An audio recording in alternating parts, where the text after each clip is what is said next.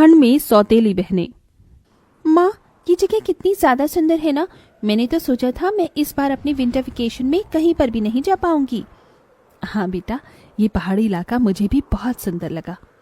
उर्वशी, सौंदर्या, चलो हम लोग वहाँ चलते हैं। वहाँ का व्यू कितना ज्यादा सुंदर है ना। साहब एक गुब्बारा ले लो। बेटा, इतनी सी उम्र में आप लोग सड़क पर ऐसे गुब्बारे बेच रहे हो, कहीं कोई गाड़ी आ गई तो? आपके माता पिता कहाँ हैं? हम दोनों का दुनिया में कोई नहीं है। ये गुब्बारे बेचकर दिन में 10-20 रुपए कमा लेते हैं और उसी से ही गुजारा चलाते हैं। आप ये कुछ पैसे रखो और इससे कुछ खा लेना, ठीक है? नहीं साहब, हमें ये पैसे ऐसे मुफ्त में नहीं चाहिए। हम लोग गरीब हैं, लेकिन हम मेहनत का ही खाना पसंद करते हैं। आप इसके बदले ये सारे गुब्बारे ले लीजिए। उन दोनों बहनों को इतनी छोटी सी उम्र में इतनी ईमानदारी और मेहनत से काम करता देख सौंदर्या के दिल के अंदर उन दोनों बहनों के लिए ममता जाग जाती है। इन दोनों बच्चों का इस दुनिया में कोई नहीं है। देखिए ना, ये दोनों कितनी ज्यादा प्यारी और मेहनती हैं। क्यों ना हम इन्हें गोद ले लें। वेद को भी वो दोनों छोटी बहन बहुत ज्यादा पसंद आती हैं और वो उन दोनों बहनों को गोद ले लेता है। बेटा, ये सब तुम दोनों के लिए है और आज के बाद तुम तीनों बहनें हो। तुम तीनों कभी भी एक दूसरे का साथ नहीं छोड़ना। हम कभी भी एक दूसरे का साथ नहीं छोड़ेंगे। जब से ये दोनों इस घर में आई हैं, तब से मम्मी पापा सिर्फ इन दोनों से ही प्यार कर रहे हैं। मुझे तो भूल ही गए हैं। जो चीज सिर्फ मेरे लिए आई थी और वो चीज अब इन दोनों के लिए भी आ रही है। उर्वशी मन ही मन कीर्ति और सृष्टि से नफरत करने लगती है। वेद और सौंदर्या का सृष्टि और कीर्ति को इतना प्यार करना उर्वशी को बिल्कुल भी पसंद नहीं था, लेकिन शायद भगवान को कुछ और ही मंजूर था। ऑफिस जाते समय सौंदर्या और वेद की गाड़ी का ब्रेक फेल हो जाता है, जिससे उन दोनों का एक भयानक एक्सीडेंट होता है और दोनों की फौरन ही मौत हो जाती है। मम्मी पापा, आप दोनों क्यों मुझे अकेला छोड़कर चले गए? आप दोनों के अलावा मेरा इस दुनिया में कोई भी नहीं है। आप दोनों कुछ बोल क्यों नहीं रहे हो? उर्वशी दीदी, देखो ना, मम्मी पापा को क्या हो गया? ये सब सिर्फ तुम दोनों की वजह से हुआ है। पहले तो तुम दोनों ने मेरे मम्मी पापा का प्यार मुझसे छीन लिया और अब मेरे मम्मी पापा को ही मुझसे छीन लिया है। मैं तुम दोनों को कभी माफ नहीं करूंगी। उर्वशी अपने माता पिता की मृत्यु का कारण सृष्टि और कीर्ति को मानने लगती है और उनसे बहुत ज्यादा नफरत करने लगती है। कीर्ति, खाना खा ले, तूने कल से कुछ भी नहीं खाया है। नहीं दीदी, मेरा कुछ खाने का मन नहीं कर रहा है। मेरी बहन थोड़ा सा खा ले, वरना मैं भी नहीं खाऊंगी। अपनी बहन के कहने पर कीर्ति जैसे ही निवाला उठाकर खाने लगती है, वहां उर्वशी आ जाती है और खाने की प्लेट छीनकर जमीन पर फेंक देती है। पहले तो मेरी मम्मी डैडी को खा गई और अब यहाँ आराम से खाना खा रही हो। घर में इतने सारे काम पड़े हैं, कौन करेगा? जाकर जल्दी से घर के सारे काम करो, वरना तुम दोनों को मैं घर से ही निकाल दूंगी, समझी? फिर इस कपकपाती ठंड में सड़क पर भटकते रहना। कीर्ति, सृष्टि उर्वशी को अपनी सगी बहन मानते थे, इसलिए वो उसकी सारी बात मानते थे।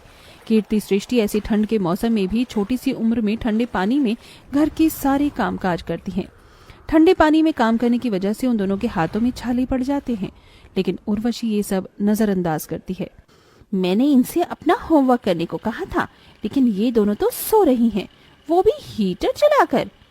उर्वशी एक बड़े से बर्तन में ठंडा पानी डालकर उसके अंदर बहुत सारे बर्फ के टुकड़े डाल देती है और उसे लाकर सो रही सृष्टि और कीर्ति के ऊपर डाल देती है। ठंडे पानी की वजह से दोनों बहनें घबराकर और ठंड से कांपती हुई उठती हैं। हो दीदी, आपने इतनी ठंड में हम पर ये बर्फीला पानी क्यों डाल दिया है? मेरा बस चलता तो मैं तुम दोनों पर बिल्कुल खौलता हुआ पानी डालती, लेकिन वो क्या है ना, गर्मी का मौसम नहीं है, ठंड का मौसम है, इसलिए मैंने तुम पर ये ठंडा ठंडा पानी डाला।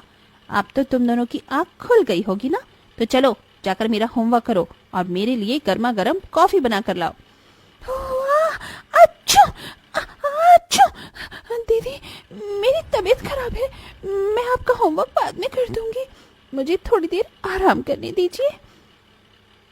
तुझे आराम करना है? अगर तू आराम करेगी तो घर के सारे काम कौन करेगा? मेरे माँ बाप को खाकर तुम दोनों बहनों को चैन नहीं मिला क्या, जो अब तुम्हें आराम भी करना है? जितना बोला जाए उतना ही करो, समझी? उर्वशी का ऐसा बर्ताव कीर्ति और सृष्टि के पास सहने के अलावा और कोई चारा ही नहीं था। दोनों ही हमेशा अपनी सौतेली बड़ी बहन के सारे अत्याचार सहती और कभी कोई शिकायत नहीं करती। उर्वशी दिन रात उन दोनों से ठंड के मौसम में ठंडे पानी से काम करवाती और कभी उन्हें गर्म चिंटे से जलाती तो कभी कभी उन्हें पहनने के लिए गर्म कपड़े तक नहीं देती।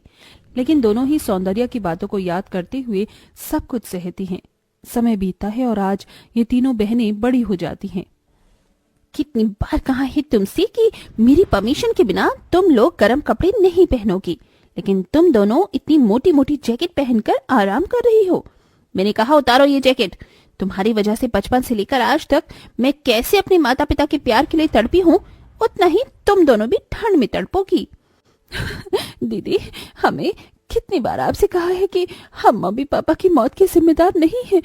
आखिरकार वो हमारे भी तो मम्मी पापा थे ना। नहीं, वो सिर्फ मेरे मम्मी पापा थे। मैं उनकी सगी बेटी हूँ, ना कि तुम। उर्वशी अपनी दोनों सौतेली बहनों पर चिल्ला ही रही होती है कि तभी वहाँ उर्वशी के मामा मामी ओम प्रकाश और जूही आते हैं। उर्वशी बेटा, कैसी हो तुम? मामा मामी, आप दोनों यहाँ? आप दोनों ने मुझे बताया क्यों नहीं कि आप आ रहे हैं? अगर हम तुम्हें बताती तो हम तुम्हें सरप्राइज कैसे देते? ये तुम दोनों यहाँ खड़ी खड़ी मेरी शक्ल क्या देख रही हो?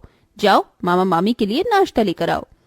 उर्वशी बेटा, तूने अभी तक अपनी इन दोनों सौतेली बहनों को अपने साथ रखा हुआ है। मामा मामी, मैं तो कब से इन्हें निकाल देती, लेकिन माँ ने कहा था कि मैं इन दोनों का साथ कभी न छोड़ूं, इसीलिए मैं इन्हें इस घर में रहने दे रही हूँ। लेकिन मेरे दिल में इन दोनों के लिए सिर्फ नफरत है। आप दोनों यहाँ बैठिए, मैं अभी आती हूँ। उर्वशी के वहां से जाते ही, अच्छा हुआ इसके दिल में अभी तक अपनी इन दोनों सौतेली बहनों के लिए नफरत है। मुझे तो लगा था ये तीनों इतने सालों में मिल न जाए।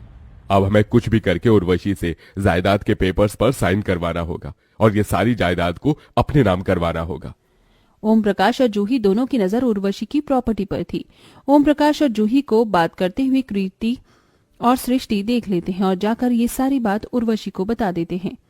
तुम दोनों को शर्म नहीं आती मेरे मामा मामी के खिलाफ ऐसी साजिश करते हुए? पहले ही मुझसे मेरे माँ बाप को छीन लिया और अब मेरे मामा मामी को मुझसे दूर करना चाहती हो। दीदी, हम सच कह रहे हैं, हमारी बात पर विश्वास करो। जस्ट शट अप, निकल जाओ मेरे घर से और मुझे अपनी शक्ल मत दिखाना। सृष्टि और कीर्ति अब पूरी तरह से टूट जाते हैं और घर छोड़कर चली जाती हैं, जिसका फायदा ओम प्रकाश और जूही उठाते हैं और जायदाद के पेपर बनवाकर उर्वशी के पास ले जाते हैं। ये किस किस चीज के पेपर हैं? उर्वशी बेटा, ये पेपर तेरे माता पिता ने बनवाकर मेरे पास संभाल कर रखे थे। इन पेपर पर साइन करने के बाद तू अपने बिजनेस को पूरी तरीके से टेक ओवर कर सकती है। लेकिन मम्मी पापा ने तो मुझे कभी इसके बारे में कुछ नहीं बताया। तू उस समय बहुत छोटी थी। चल अब जल्दी से साइन कर दे, ये पेपर हमें अब कोर्ट में भी जमा करवाने हैं। उर्वशी को जूही और ओम प्रकाश पर शक होता है। उर्वशी उन पेपर पर साइन करने से पहले उन पेपर को पढ़ लेती है, जिसे पढ़कर वो जान जाती है कि वो पेपर बिजनेस के नहीं बल्कि उसकी प्रॉपर्टी के हैं और उसके मामा मामी उसकी प्रॉपर्टी अपने नाम करवा रहे हैं। सृष्टि कीर्ति बिल्कुल ठीक कह रहे थे। आप दोनों की नजर में मेरी प्रॉपर्टी पर है। काश मैं उनकी बात मान लेती। हाँ बेटा, काश तुम उनकी बात मान लेती। चल अब जल्दी से इन पेपर पर साइन कर दे, वरना ये गन की सारी गोली तेरे भेजे में उतार दूंगा। मैं पेपर्स पर साइन नहीं करूंगी। ये प्रॉपर्टी मेरे मम्मी पापा की है, ना कि तुम्हारी। उर्वशी के साइन न करने पर उसके मामा मामी उसके साथ जबरदस्ती करने लगते हैं कि तभी सृष्टि और कीर्ति वहां पुलिस के साथ अचानक आ जाती हैं। पुलिस ओम प्रकाश और जूही को गिरफ्तार कर लेते हैं। दीदी, आप ठीक तो हो ना? आपको कहीं चोट तो नहीं लगी? कीर्ति, सृष्टि, मैं ठीक हूँ, लेकिन तुम दोनों तो घर छोड़कर चली गई थी ना? हाँ दीदी, लेकिन हम आपको ऐसी हालत में अकेला नहीं छोड़ सकते थे, इसीलिए हम पुलिस के पास गए और हमने उन्हें सब बता दिया और हम लोग सही समय पर यहाँ पुलिस के साथ पहुंच गए। अब आप इस घर में आराम से रह सकती हो। अब हम आपको कभी अपनी शक्ल नहीं दिखाएंगे। सृष्टि, कीर्ति, रुक जाओ। अगर तुम दोनों चली गई तो हमेशा के लिए घर में मैं अकेले रहकर क्या करूंगी? मुझे माफ कर दो। बचपन से लेकर बड़े होने तक तुम दोनों के साथ बहुत बुरा किया है मैंने। मम्मी पापा की आत्मा को ये सब देखकर बहुत दुख हो रहा होगा, लेकिन अब मुझे मेरी गलती का एहसास हो गया है। अपनी इस बड़ी बहन को माफ कर दो। आप हमसे माफी मत मांगी। आपने हमें स्वीकार कर लिया, यही हमारे लिए काफी है। हमें हमारी बड़ी बहन मिल गई और हमें कुछ नहीं चाहिए। उर्वशी अपनी दोनों बहनों को गले से लगा लेती है, जिसके बाद अब तीनों बहनें प्यार मोहब्बत से एक साथ खुशी खुशी रहती हैं। गाइस मैं आज अपने उन दोस्तों को बहुत मिस करता हूँ यार, जो रात को कॉल कर कर बोलते थे खेलेगा फ्री फायर। आप वक्त हो जाना